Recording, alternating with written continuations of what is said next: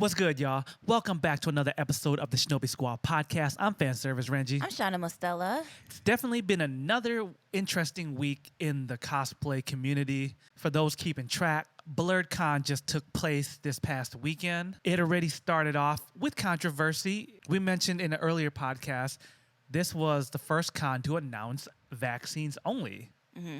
A lot of people, of course, got mad about that. From what I saw, it still seemed pretty successful. Mm-hmm. A lot of people were still there. People turned out and had a good time. Mm-hmm. So what's the drama that happened at this con? Well, glad you asked. So let's revisit the title, Blerdcon. So what does the term blurred mean, Shana? Pretty much just means black nerd. Blurred, black nerd. All right. Just making sure. I don't want to look like an ass and it means something else. It's an acronym for something. Yeah, right? Actually, Renji, the B doesn't stand for black at all. Way to be racist. I'm sure there's going to be someone that's waiting for me to mess that up. Blurred, black nerd. Best believe there was controversy when a white person won the cosplay contest. Mm-hmm. Let me repeat. A white person won the cosplay contest at a black nerd event. Mm-hmm.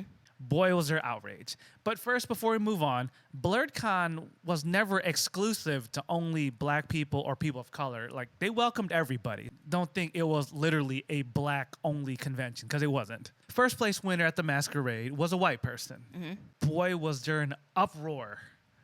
People were all over the internet, just pissed, just mad. First time you heard that, how'd that make you feel? Like, first thoughts that came to mind. My first thought was, oh boy, there's going to be some controversy. Blerdcon isn't just singularly for black people. That's the misconception. It's just a place where black people feel appreciated and celebrated as black nerds. Because at other conventions, we do feel excluded. We do feel like we're not getting the same recognition as other cosplayers. So this is pretty much just a safe place where black nerds can be who they are. I've never attended, but just based on the videos and pictures I've seen, it seems like for the first time, like the black community is a majority of the attendees. So I get why it is a safe space because there's no one there to judge you. And the reason why my first thought was, oh boy, there's going to be controversy is because there's a white person who won a competition that was pretty much at an event that was centered around black people. There's no nice way to say it. Yeah. Like, that's what it is. Blerdcon is supposed to be celebrating like black nerds. Mm-hmm. Here's a white person winning the cosplay contest. I'd be a liar if that didn't spark some kind of controversy in my head too. It raised a lot of questions amongst the community. Mm-hmm. First off, that's pretty bold of that person to enter the cosplay contest knowing what kind of event this was. Mm-hmm. On one hand, it's just like, well, do you, if you want to compete in this competition, you should be more than welcome to. But then on the other hand, the controversy is like, you kind of got to read the room. Right. Say you're a hip hop artist. Say you're a rapper. You probably shouldn't go to open mic night at the country club. I'm just saying. Dudes on stage wearing cowboy boots, cowboy hats, Wrangler jeans, singing Boot Scoot Boogie and songs by Garth Brooks. Boot Scoot Boogie. Then you come on stage and you sing Thought Shit by Megan Thee Stallion. Like, that might not go off well. Right. You're more than welcome to come on stage and sing Hands on My Knees, Boot Scoot Boogie, Hands on My Knees. Read the room. Yeah, it's kind of one of those touchy situations where this convention is for everybody. It's not just for black people. So what was this person supposed to do? Yeah. Not enter a contest? And it's just one of those weird situations where it's like it's not excluding anyone, but it's just one of those things where a white person won a black nerd event contest, and it just didn't sit well. It's like the elephant in the room, basically. Going back to the open mic reference, I've definitely been to some open mics where someone came and just busted out a genre of music that wasn't expected. Yeah. Mm-hmm. Like I said, shouldn't be rapping at country music night. I went to a lot of open mics where it was like a hip hop and R&B night, and some dude would just come on stage and bust out screamo. Oh, wow. And everyone's just like, okay, who invited Count Chocula on stage to start singing his tears out and just screaming in the mic? It's open mic. You're technically allowed to, but you're at a hood club in the middle of the hood with nothing but hood people. But here you are. Let's sing some of my favorite Hawthorne Heights songs. Just be ready for people to tell you something or look at you a certain way. You're more than welcome to do it, but people might not feel the same way as you do. Yeah. But then let's play devil's advocate. I'm not trying to knock the person who entered. Mm-hmm. As a cosplayer, you got to think of it from their standpoint too. They've been in the pandemic. This might have been their first con as well. They've had all this time to work on this masterpiece. Maybe they do compete regularly. This was the first competition that came their way. Are you going to turn it down? Right. Are you going to say no? Especially if you are just looking at the convention as a convention. It's called Blerdcon. Maybe you don't even know what the term blurred is. Maybe that was just the con that was going on in their hometown. Exactly. It could have just been the first con that came around. Mm-hmm. So if I was a competitive cosplayer, I would have entered. Yeah. You can't turn down opportunity when it's right in your face. Because they won first place, I'm assuming they compete in cosplay competitions frequently or want to. Mm-hmm. So you can't really knock them for that. You want people to be equal and not discriminate, so it shouldn't matter who entered. Reading the room or not, this competition is for everyone. Mm-hmm. This person entered and they won fair and square. Yeah. They were judged just like everyone else. Mm-hmm. With a lot of cosplay contests, when someone wins that the general masses doesn't agree with, of course there's all kinds of hell. We can't go one full year without there being controversy for who won a cosplay contest. Regardless of how big or small the convention is, there's always controversy over the winners. People are just never satisfied with who wins. Thing that annoys me and annoys probably you and a lot of people is most people bitching about the winners, they don't know how a cosplay contest actually works. Or haven't been in a cosplay contest in X amount of years. They don't know the behind the scenes. They don't know each convention may judge differently. We'll get into that shortly. First off, flashy and bigger doesn't always mean better. What it does mean is there's more room for error. People look at a huge costume or a big fancy one and just look at the whole picture and go, oh, that's cool, but they don't always take the time to look at the craftsmanship and what they did to make it look like that. You hear that all the time. These cosplay contests will always have somebody with big armor builds or a big transformer build or what have you. The crowd's always like, ooh, they should win. But the crowd doesn't see the details. Oh, yeah. That's why people are saying bigger and flashier isn't always better. It looks impressive as a whole, but if this is a craftsmanship contest, you got to pay attention to the details of how nice the lines are cut, how things are painted, if there's wear and tear, how things are put together. Functionality.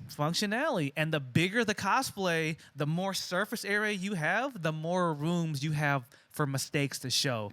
So if you're coming through as a big transformer, that's a lot of square inches to make sure it's presentable. I'll be the first to admit I've made some armor pieces where craftsmanship was janky. You couldn't tell from the pictures, but a lot of that shit was last minute put together. I hot glued it on a shirt just so it would stay on. When it comes to those kind of builds, if you run out of time, you do whatever it takes just to wear it at the con.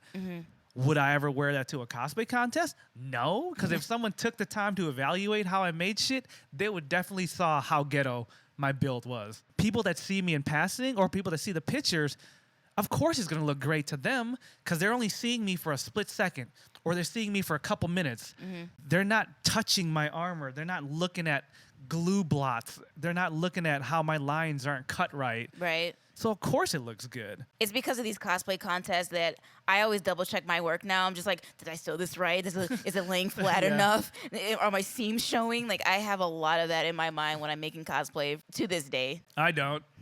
If it's done, it's done. Sometimes. I want to say like the bigger builds of where I'm just like in a time crunch or anything with a time crunch, I don't do that. But when I have time, I'm like, oh no, I got to hide this. Just, it's a lot. When I have time, I don't either. Well, we got to get better somehow. Yeah, it's like I've reached a point in my cosplay crafting life where I'm just like, good enough is good enough for me. That's your own personal choice. Like, I don't compete in cons and cosplay competitions, so I don't really care what my craftsmanship looks like. I just care that my costume's done and I look halfway decent in it. With that said, let's talk a little bit more in depth about cosplay competition judging. The first thing any cosplay judge is going to do is look at you in a lot of detail. They're going to check to see like how you made things, but they're also going to see if you sewed it a certain way or how was this costume staying on you. And they're going to check your seams. That's why I have like PTSD with my seams nowadays. I'm just like, oh God, like I gotta hide the seams. I gotta make them look a certain way. They're also looking at if things are even, if your shapes are the same. They're looking at your craftsmanship in close detail. Some judges even go as far as touching the fabric, flipping it over, seeing what techniques you used to make your costume. And they're really taking time to decipher if your craftsmanship is up there enough for them, and they're giving you points based on that. Along with the physical inspection, they're also asking you about the process as well.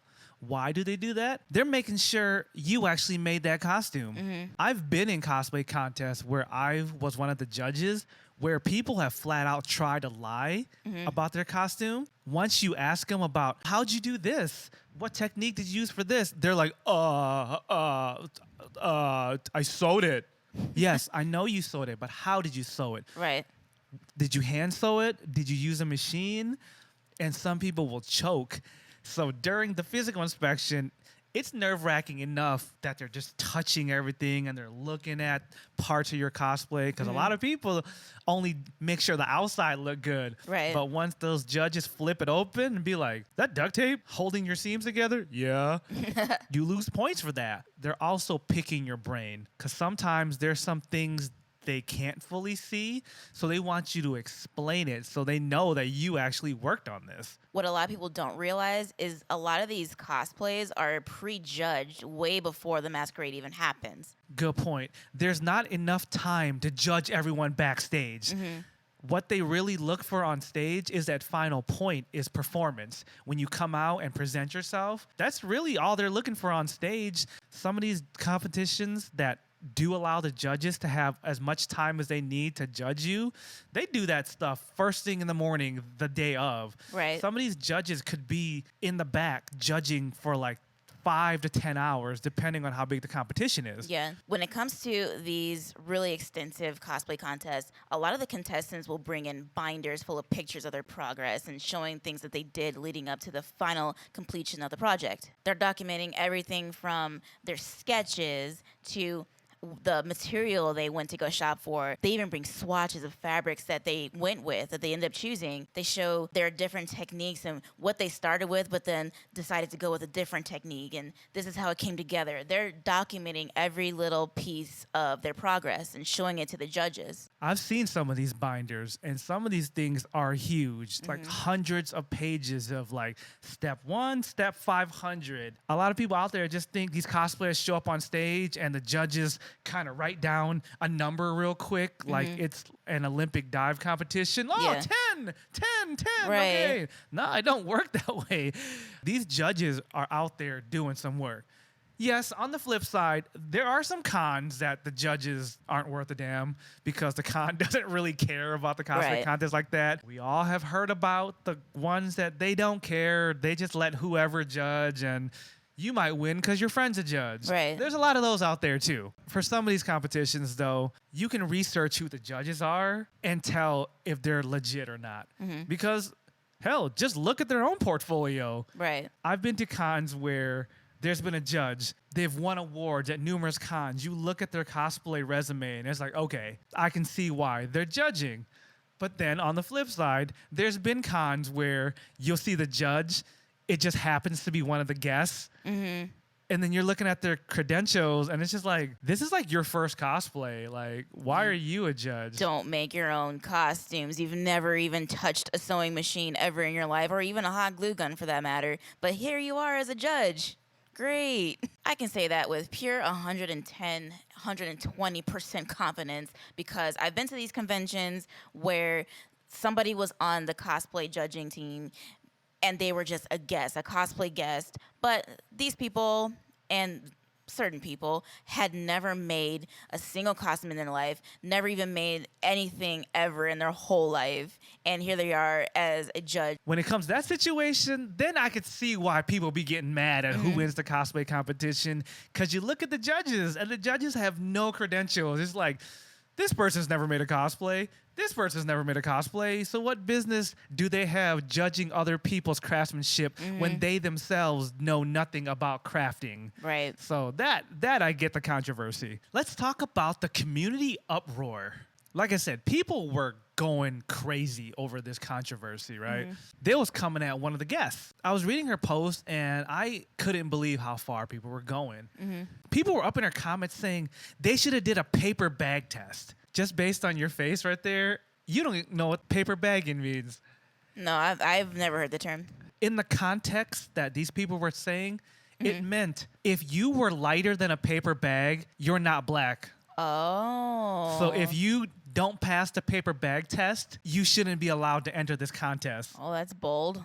It was bold. This girl, being biracial, was like, I'm light skinned. I barely passed a paper bag test, so why would I encourage that?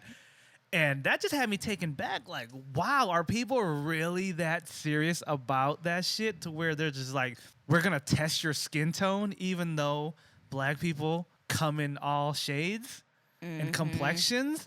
And these were comments I saw from black people. How would you feel if someone paper bagged you because your complexion changes throughout the seasons?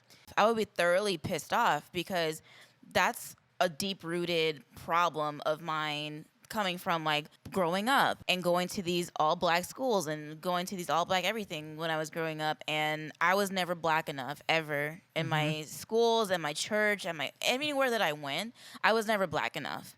My skin complexion was never dark enough for people. That goes as far as saying like, oh, well, if you talk a certain way, you're not black enough. That's a whole nother issue in itself. For a convention like Blerdcon, where all minorities and black people in general are supposed to feel safe, why are they coming at each other in this way?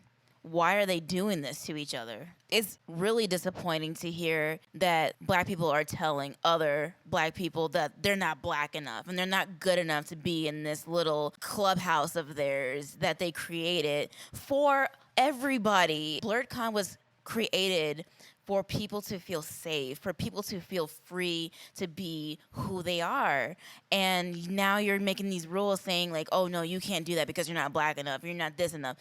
How are you any different than any other convention then? So I might as well just go somewhere else then, because I'm not black enough to be at Blerdcon or around these people that go to Blerdcon. I'm not saying everybody, but I'm saying like the people that are making this such an issue. Like, I'm not black enough to go to this convention, so all right, I'll go somewhere else then. I'll take my business somewhere else then. Not to, give Blerdcon a bad name, but it's the people that make things what they are. And you're pretty much coming together saying people aren't good enough to be here. So how are you any different than the other conventions and other places and people in general saying that shit to you? When you say stuff like that, it's like, how are you any different than the oppressors that you were fighting in the past? Exactly. You've become the oppressor. Yep. You've become the gatekeeper in this community. Not surprising. Some individuals took this time to make this a personal matter. One that really stuck out to me was someone was posting all over Facebook how they were going to come out of cosplay competition retirement just to be petty and prove a point next time they go to a convention. What point were they trying to prove? I don't know, because they never specified. They're just like going on this rant, this tyrant all over Facebook. Next time there's a competition, I'm going to step up and show what I got. It's like, then do that. Then go ahead and do that. No one's saying that you can't. Why are you taking this opportunity to make this about you? It's not. I saw a lot of that too. And the one question I asked was, what's the point you're trying to prove? What does you coming out of competition retirement prove to anybody? For me, on the outside looking in, it's just like, are you just trying to tell people like, well, I used to compete, so give me attention?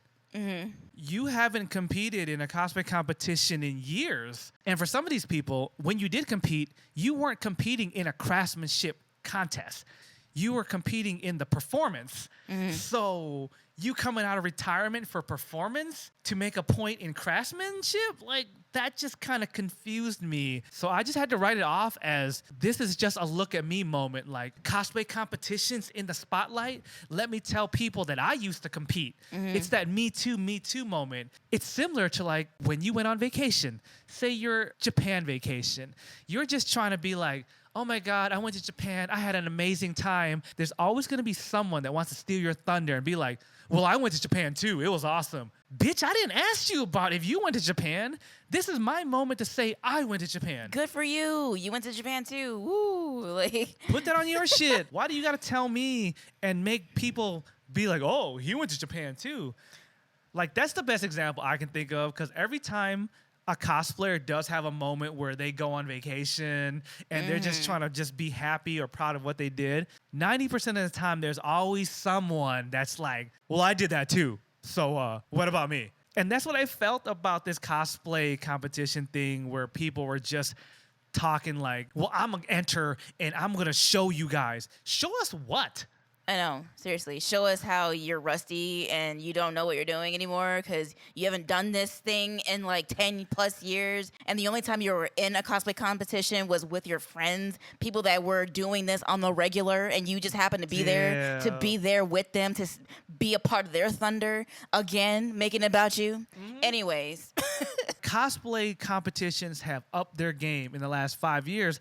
Now there's real money on the line. Yeah. We're talking about 10 grand, 15 grand, trips around the world. Like, people are putting real money into cosplay competitions now. Yeah. With cosplay becoming more popular, with materials being more readily available, standards of competition have risen. And then I look back at some of these people and just like, what arrogance to be like, I haven't done this shit in 8 years. I'm just gonna show up and prove a point. Good for you. Good for you. All right.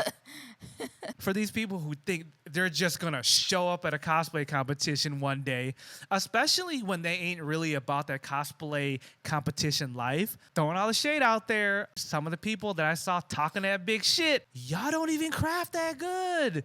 Some of y'all don't even make all your cosplays. You might buy something off of AliExpress, eBay, Amazon, and like tailor it to fit you, but I ain't never seen you make no award-winning cosplays on your own. Some of y'all just gotta humble yourselves. Tailoring a cosplay, modifying a cosplay is not the same thing as making it from scratch. As I've said time and time again, I don't give a shit about craftsmanship when it comes to my cosplay anymore, because I just want to get shit done. As long as I look good in it, cool. I've never claimed to be the best cosplayer when it comes to craftsmanship. I claim to be one of the coolest cosplayers out there because, you know, my personality just got drip of its own. But when it comes to craftsmanship, I never claimed that. With that, I've been a guest at a con, and they've asked me to judge, and I've been like, yo, I'm not the guy for that. I can judge performance, but if you want me to judge like how someone sews some shit, nah, I ain't the one. But I just wish some of y'all talking that big shit would have that same sense of being humble, because you know damn well 90% of your cosplays were store-bought or commissioned, and you just tailor it to fit you. And I'm just saying, save yourself the headache of showing up at a cosplay competition to prove a point just to not prove a point at all. And I want to throw in there off that note, have some respect for people who actually do compete all the time. Your peers, someone you know is in a competition or getting ready for one right now. Have respect for that shit. There's someone out there that you know right now at this very moment crafting the shit out of whatever they're going to show up in next. So you coming out of retirement, or you so-and-so doing this and doing whatever because of this controversy at Blerdcon, you're not proving anything. You're just proving that you're an asshole. And honestly, I can't look at you the same way. It's like, because I'm a seamstress, I make my own costumes, I craft my own things. So you're going to tell me that I can't win a contest because you're better than me, or because you need a paper bag test me first before I'm able to even be in this competition? F you, okay, honey? Boo-boo, okay? F you. All of you. It's like, respect the game. Respect the game. It's like these dudes that play like street basketball, right? They be talking all kinds of shit like, I got more game than that guy. I got more game than him. Okay, show it. Prove it. Yeah. And then when they go play against an actual NBA player, even a dude that's not starting lineup, most of the time, these dudes be schooling these street ball dudes. Just because that person's not Kobe or Michael Jordan or whoever, I haven't watched sports in a while, so like I don't know who's in right now, but just because they're not them doesn't mean they don't have skills. So you're gonna disrespect that person just because they're on the bench? Like, bitch, no, they have gone to practice and conditioned themselves every month leading up to the event. Yeah, they still have skills. And they're ready to play at any given moment. Exactly. But if you haven't competed in a competition in years, you just think you're just gonna jump on the court and school Michael Jordan? This right here, what he just said. You ain't gonna play on the Space Jam team because, like, as great as LeBron is as a basketball player, people ain't even hyped about him being in Space Jam. Nah. So you think people are gonna be hyped about you? Exactly. LeBron and you. LeBron, you. You know damn well you ain't LeBron. And even the Toon Squad was just like, you ain't Jordan, but I guess you LeBron, but who the hell are you coming out of retirement? You wasn't even in the game. You gotta be in the game to retire, homie. How you gonna hate from outside of the club? You can't even get in. Words of Chris Brown, Chris Breezy. I'm done. That's the podcast over. That's the Chris Brown quote that keeps on giving. How are you gonna hate from outside the club? For those that don't understand the hip hop references, it means you never got inside the club. So what does standing outside the club, getting mad at the rest of the people who have made it, like what's that gonna accomplish? How are you gonna hate from outside the club? Why would you even waste time doing that? You didn't even get an invitation. Like, what are you talking about? You weren't even at Blerdcon. So what are you mad about? Really? Just to piggyback off of this look at me moment with this Blerdcon controversy, when someone will go on their own page and start that conversation talking about what was going on, and then people are commenting and trying to tell you like how they feel and like what they think is going on and things like that, and then you just say, oh, I'm tired, I don't want to talk about this anymore. It's like, then why did you bring it up? Why are you even talking about it? You started this conversation. You don't like when people are trying to talk to you back about it? I've seen that a lot of times as well, and it pisses me off. Why are you complaining about being stressed out and tired of talking about this? You invited this conversation on your page. Inviting a conversation means people can agree or they can disagree. That's what a conversation is. People don't have to agree with your views, so why are you getting frustrated when someone doesn't agree with your views? Again, it brings me back to, like, are you really trying to have a conversation, or are you trying to make this moment about you to say what you need to say and then be like, yep, I'm talking on a hot topic, I'm cool now, and that's dumb to me. That's some high school shit, and if you're in high school and doing that, well, you get the pass. But if you a grown-ass person doing that, you do not get the pass. You're opening up a conversation because you claim you want people to understand the frustration of the black nerd community, for example. But yet, it's really just about you just trying to have a moment. Like, you trying to grab this moment for yourself.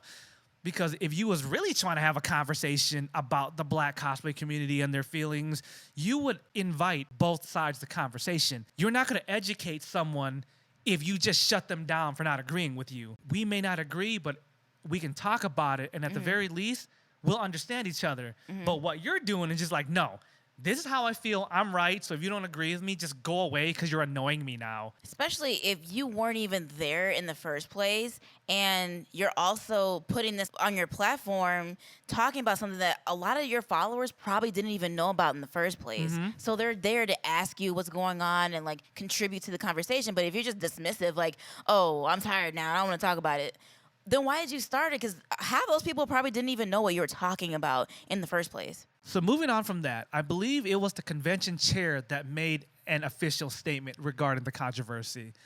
I love what he had to say. He was so gangster about it, unapologetic, and kudos to him for just having no chill. I'm going to paraphrase it. He pretty much starts off this Facebook Live by saying, sorry, I just got on this controversy now. I just got home. Just because the con ends on Sunday doesn't mean I go home on Sunday. Me and my staff have been working our asses off to pay bills, shut down the convention, get everything cleaned up. A lot of us just got home to our respective states. We don't live where the con is. One of the biggest key points he hit was the cosplay competition was for everybody. By law, he cannot discriminate and say a white person cannot enter. That's a whole bunch of lawsuits. Did he want a black person to win? Yes. But is he mad a white person won? No. This contest is for everybody. Blerdcon is for everybody. Even if he personally wanted it to be only black people, legally he could not do it. Point number one. That should have been enough just to shut everyone up. Dude, legally, we can't do this. Right. That's discrimination. Another big point he addressed was harassment of the winners and the judges.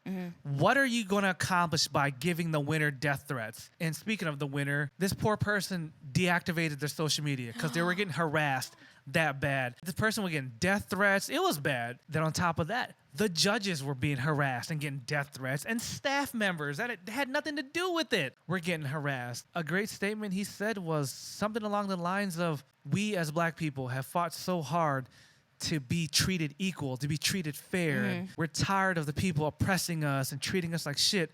How are you going to become the person that you fought so hard to get away from? Right. How are you going to become the person that you hate? Right. You're now the bad guy. You're now the person that we have fought against for generations. All these years that we fought as black people to be included in these type of events, now you're doing the exact same thing and saying non-blacks aren't welcomed at our event when they are. Regarding harassment, he just had no chill. He was like, look, if we catch you harassing anyone on social media and we find out your real name, you're banned from anything we do. You send a death threat. Good. You talk shit. You harass staff members. You harass anyone that was at Blerdcon. Yeah. We find out your real name, you're done. You're Good. banned from any Blerdcon related things for life. I don't even care. Right. And then he kept getting gangsta.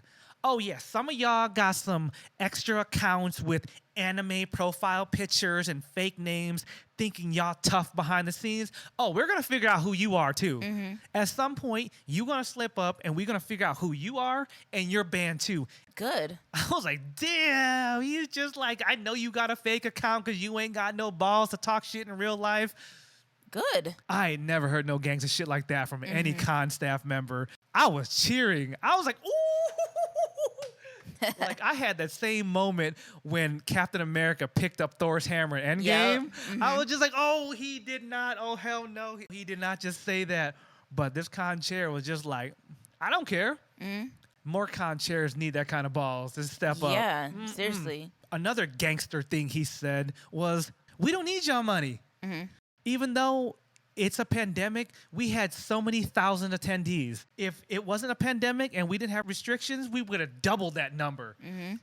So when it comes to Blerdcon business, we good. So all y'all out there who want to cancel us, who want to talk smack and say, I'm never coming to this con because a white person won the cosplay competition, or some of y'all out there talking shit like, I'm never coming to Blerdcon. This was completely disrespectful to the black culture. You know what? We good. We don't need your money. We're doing just fine without you. We did great before the pandemic. We did great during the pandemic, and we're going to continue to do great after the pandemic. So, matter of fact, if y'all got funky-ass attitudes like that, we don't want you here anyway. Good. We don't need no keyboard thugs. We don't need no Facebook gangsters talking all kinds of smack. And what's funny is a bunch of y'all talking all this smack weren't even at this Blerdcon. Y'all wasn't even at the past Blerdcon. So how dare you judge our con based on 52 minutes of programming? And then he went into even further detail. He was like, oh, I know the masquerade was only 52 minutes long because I missed it. I meant to be there, but I got to handle other business. I thought I was going to slide in, but it was done in 52 minutes. So a lot of y'all out there thumb thugging based on 52 minutes of a 72-hour event. He's like, that's ridiculous. Y'all want to cancel Blerdcon for what happened in less than an hour? That's stupid. If that's how y'all think, we don't need your kind of people around my event anyway. Good. And again, I was like, ooh. Ouch. Ouch. That shit. Talk that shit. I know. Like, he went hard on them hoes. I was like, okay. And speaking of that 52 minutes of the masquerade, for those that go to a lot of cons, a masquerade usually lasts longer than 52 minutes. That's the main event of the convention. Right. Some masquerades will go for 2-3 hours. Yeah. So for 52 minutes, that shows you this. Not that many people entered the masquerade. Whether it was just for walk-ons or for competitions, it meant there was not a lot of people involved. They didn't have a lot of people come off stage, so it got done so quick. So I say that to say this. Not a lot of people entered the cosplay competition, which meant there's not a lot of people for the judges to choose from. That means there was a good chance a non-black person could win this cosplay competition. He went as far as saying, if more black people entered the competition, then we would have had a greater chance of winning. That's just how it works. Unfortunately, a lot of black people did not enter this cosplay competition. So what are the judges supposed to do? Except do their job and judge fairly. If you want representation, you have to have people of representation to show up to these things. This whole convention is based around people of color. So why wouldn't you take that opportunity to show up and to be a part of something and to put yourself on that platform because it's there for you? Why wouldn't you do that? So if that competition was only 52 minutes long in total, I know for a fact because I've been to conventions for so many years. I've seen the masquerades. I've seen the competitions. They last a lot longer than that. So you mean to tell me you didn't even show up to your own celebration? So how are they supposed to judge you or judge anybody for that matter if you're not there? What would you have them do? That's my question. Yeah.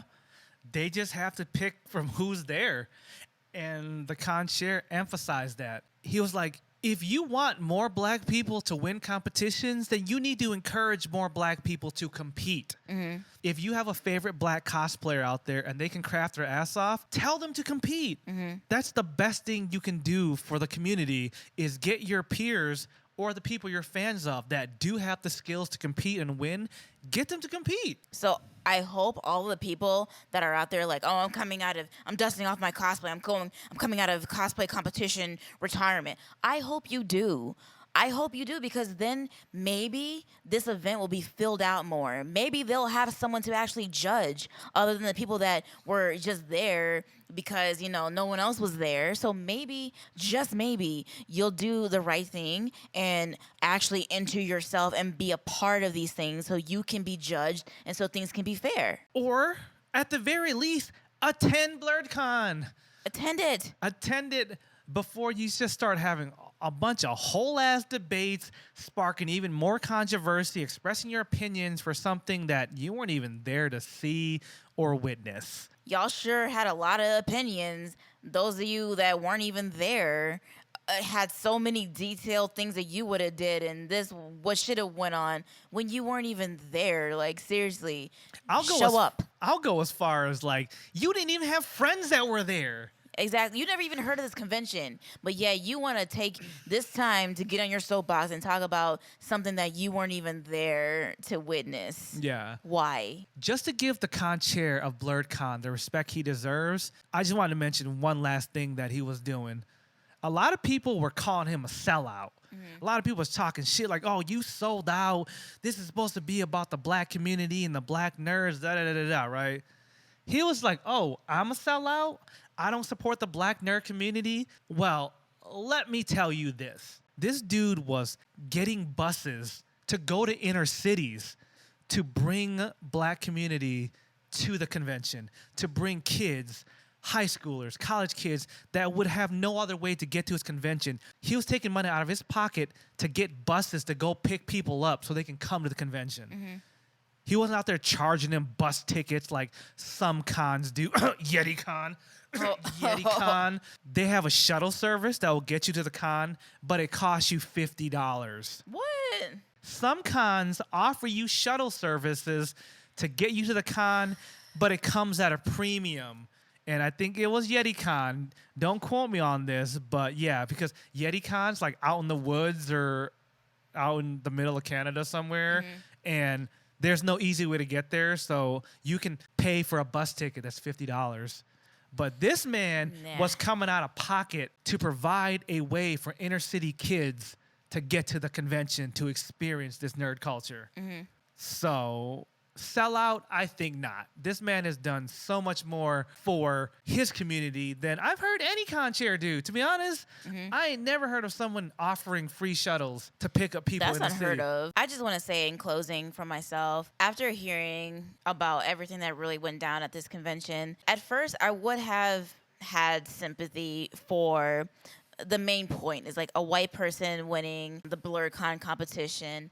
I would have had more sympathy for it because, you know, it is a convention based around people of color and it's meant to celebrate people of color. And of course, like a white person wins it and it's just like, okay, great. Like another thing that I have to feel bad about. It's like, I get that. After hearing how the people of color reacted to that, how they chose to deal with it, and how they chose to put it on their social media, I just don't have any sympathy anymore because of how you chose to go about it. And I hate that. You were saying how the con chairs and the people running Blerdcon were being disrespectful to the people of color. You're disrespecting yourselves by doing this, by joking about paper bag thing, like you're not black enough and you're not this enough, and you're disrespecting yourselves by oppressing other people trying to be a part of this event. It's like, I would love for more people of color to even attend these things because it's there for us. It's there for people that just want to cosplay just for the hell of it, to not have to think about, okay, I don't have to be a white Sailor Moon. I don't have to be a white insert whatever character or whatever. I can just cosplay what I want and I can feel comfortable about it. You are disrespecting yourself by sending death threats to this girl that won. That's not respectful at all, and I do not respect that one bit. I cannot sit here and say I feel bad for the people of color that a white person won this competition because of how you're going about it. I don't like that shit, and I will be the first one to be like, you know what? If this is how people at Blerdcon are acting, no offense to Blerdcon itself because they're just trying to do the right thing, but the people going to it and the people reacting to the situation, they're making it a really shittier situation than what it is.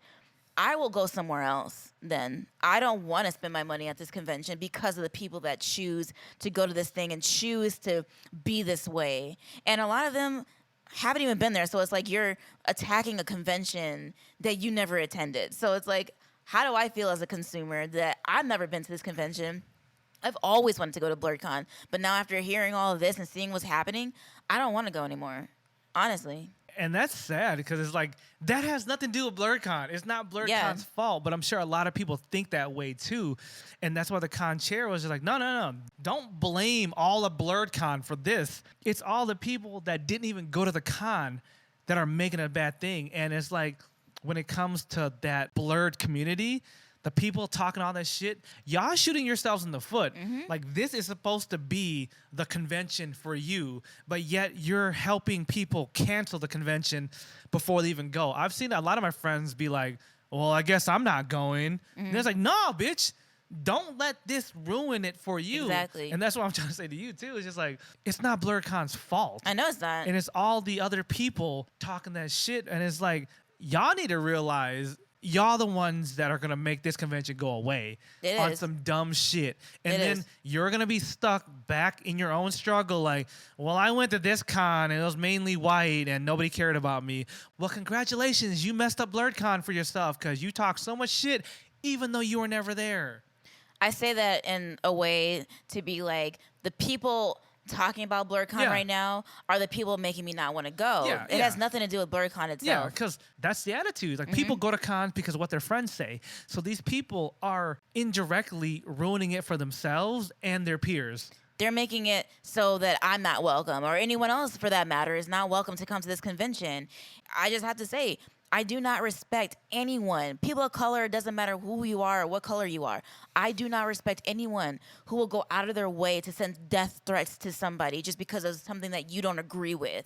I don't respect anybody who's telling anyone that they can't do something or they can't be a part of something because of their skin color. Now, congratulations, you have become those very same oppressors that oppressed you in the past. You have become those people. So congratulations. Do you feel better about yourself? Some of these people probably don't even understand what the word oppressor means. I'll keep it simple. Y'all just some hoes. That's it. Really? Like, y'all just some bitches behind a phone or your library keyboard. I'm sorry, but I'm not sorry. Y'all just a bunch of bitches. At the end of the day, bitches ain't shit but hoes and tricks, and you just ruining shit for yourself and everyone in your circle. A lot of the shit you're doing, all this thumb thugging, this keyboard gangster shit, is dumb. Though I've never been to Blerdcon, I keep saying that, but just everything I see and hear about it, it's just been so positive. And also, it just looks so lit. I've been listening to some of the music that the DJs play. Oh my God, would I just love to hear just some hip hop at a con. Some like relevant hip hop. Oh my God, that just makes my panties wet. I'm just so tired of going to a rave and hearing 16 anime theme openings back to back to back, and then caramel dancing, and then like every weeb song ever. Like, can we just play regular music that's on the radio sometimes? Right. I feel some DJs go out of their way to play everything but mainstream music. Right. But sometimes you want to hear some mainstream music. When certain anime openings come on, sometimes you get emotional. Mm-hmm. I ain't trying to cry when an anime theme song opens because the anime means something to me. Give me some ratchet shit. Let me hear some music that someone's going to shake their ass to. Mm-hmm. So I can watch some ass shaking and unplug myself from the real world. And get some food trucks with some soul food in it. Yeah, that too. That part. Can I get some seasoning on my chili fries, please? Yeah. Please. Or can we get some food trucks that's not fusion, like 16 ways? Like, you like McDonald's? You like sushi? You like Korean barbecue? You like tacos? You like pho? Well, check this shit out. No, that just looks like diarrhea in a bowl. I don't want fusion that many ways. Honestly, the people that are out there just being negative and showing negativity and trying to cancel Blerdcon, how about next time y'all just stay home? Like, y'all just like do your own thing, go to a different convention or do something else with your time so the rest of us can enjoy something that's meant to bring positivity to the community and bring happiness back so we can enjoy it. So you just stay home. If you don't want a white person being in your space or whatever, you go do that shit somewhere else. We want to go to Blerdcon. We want to have fun at these places and enjoy it for what it is. So you can just get the step to the left, go somewhere else. Stay home and turn off your Wi-Fi. Exactly. Yeah, don't talk to me. Don't say nothing. Don't look at everyone else having fun. Exactly. Because you full of shit. You know you are. So just shush. Shush. Shush. You constipated and you full of shit. Anyways, see y'all at Blerdcon 2022. I think tickets are on sale now. # not sponsored. But yeah, we definitely trying to be there. If y'all know me personally, y'all know I hate summer cons because I be sweating through everything. But I sweat in general every time. Doesn't matter what's going on. Got that drip, but the wrong kind of drip. Got that armpit drip.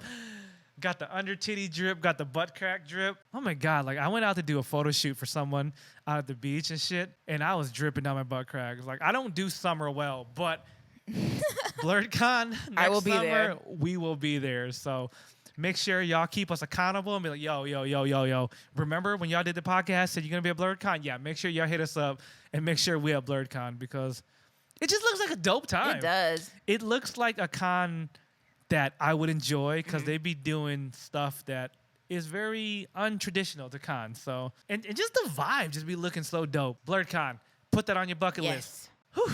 All right.